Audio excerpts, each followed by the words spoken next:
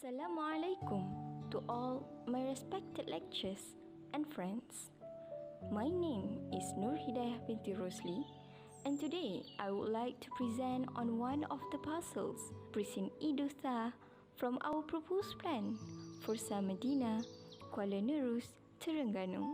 The site is located on Bukit Seraya, which is near to Plaza Tol Kuala Terengganu, Kampung Gemuruh, and located adjacent to the East Coast Express Highway Road from Kuala Lumpur. From the previous master plan by our group Najah, for Medina, we have subdivided the 800-acre site into 7 parcels, and my site was named as Idutha on Precinct 4. It is located on the southwest of Fursa Medina, nearby river of Sungai Nerus, and directly connected by the bridge to Kampung Banggol Peradong on south.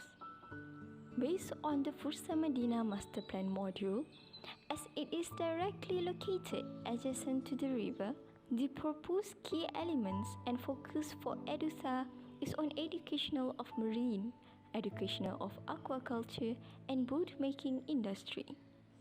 To cope with all the data given, the main idea is to understand water, designing for water, living with water, and the immense social potential that waterfront places offer communities when they are connected to them. There were 3 main elements that were intended here, that is education, forest, and maritime.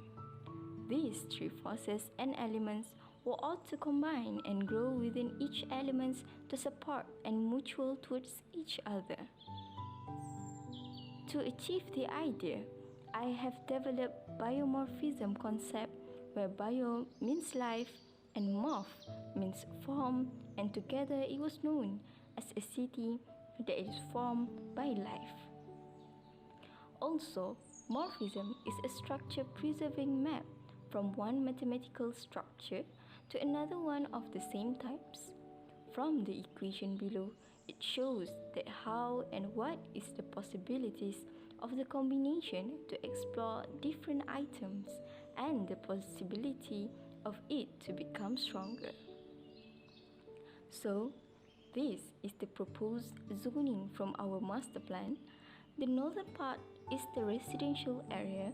As we move to southern part, there is a forest reserve that acts as a green lung and the spine of the parcel, that in the middle of it there were a boulevard that cut through the site. It was then followed by institutional, commercial, and finally the Sungai Nerus on the end of south. As the locals walk through all those stages of zoning, that is what we will call as the move of experience. When we go deeper into the site, it shows the 25-acre site plan of focus area. Initially, as we can see from the form of the site and the previous circulation from the main master plan, we were able to predetermine the possible axis of site web working to create web intersections and pathway like a fishnet, which will develop into nodes, bukan, path, the key, and its locations. With the nodes and paths are predetermined, we were able to capture on how the program took place on site, creating spaces and new intimate circulations. So, why does the program was proposed in such way was because of the site forces. How will the biomorphosis work within Idutha for Medina? The elements include the morphology of form and spaces. The possibility of changing and exploring were experienced by the targeted users in the parcel, such as students, families, educators, workers, or even the locals itself.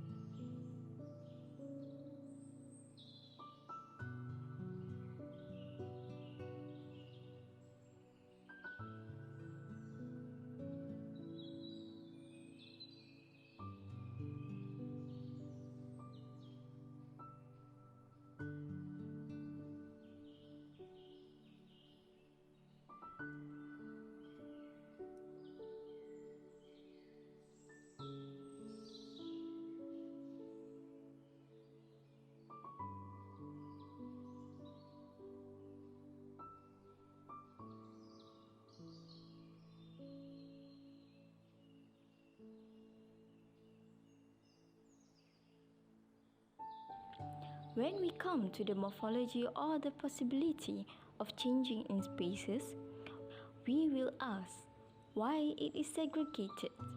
Mainly, it was used to create experience among community and visitors there to enhance the sensory, to make them feel the transitions and explorations, and also to expose to the education informally more and get nearer to the genius loci or sense of belonging.